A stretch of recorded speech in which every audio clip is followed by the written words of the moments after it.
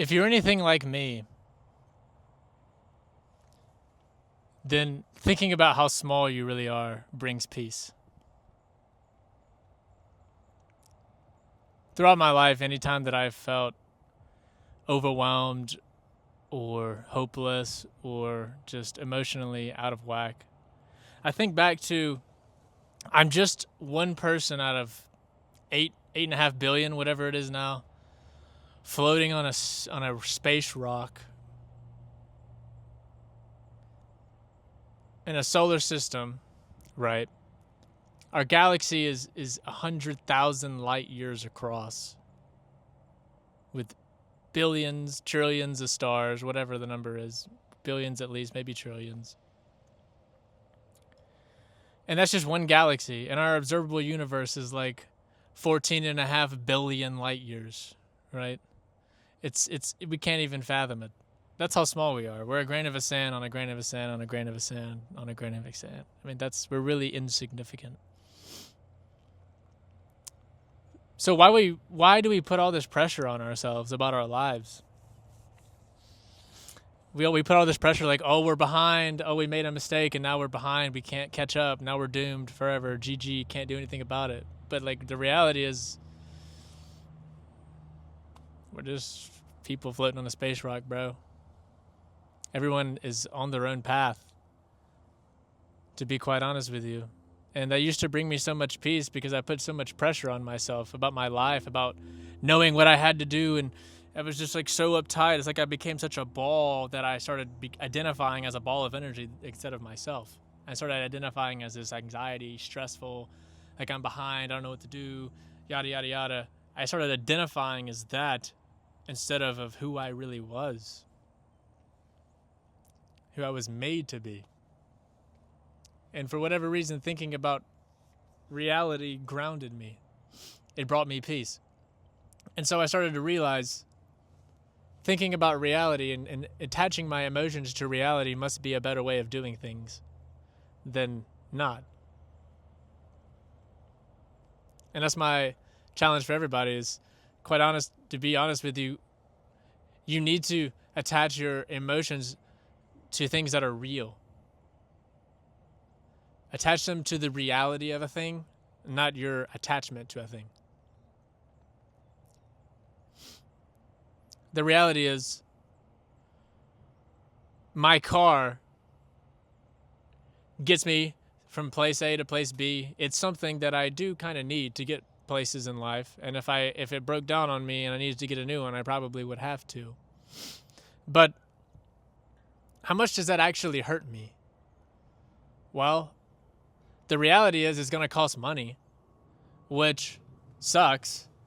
But like, is that my health? No.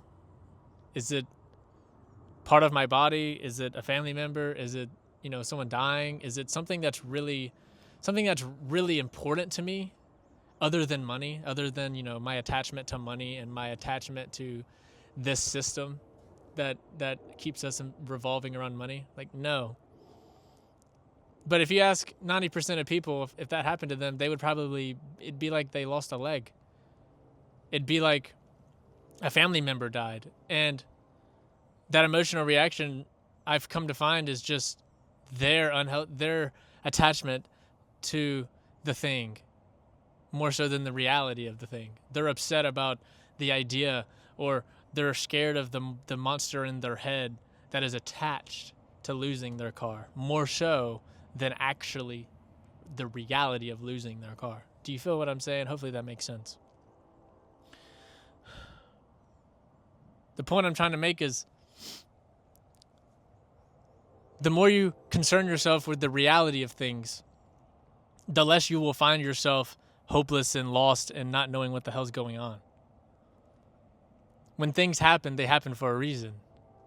They usually happen because the reality of it simply is. When Team A beats Team B in football, it's because Team A just has better players most of the time. There's a reality to why they lost. There's a reality to why this team is good, and there's a reality to why this team is bad. There's a reality to why this choice is good, and there's a reality to why this choice is bad. And there's a reality to how you view the world can be good and can be bad by how it affects you. And by attaching yourselves to illusions, by attaching yourselves to just your point of view of people or just your point of view of things,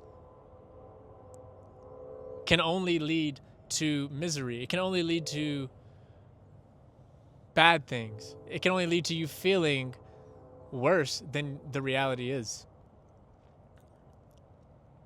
So when you attach yourself to reality instead of just your emotions to a thing, you start to realize the world makes a lot more sense than before. The reality is, society has pushed all of us into a box of being mindless consumers.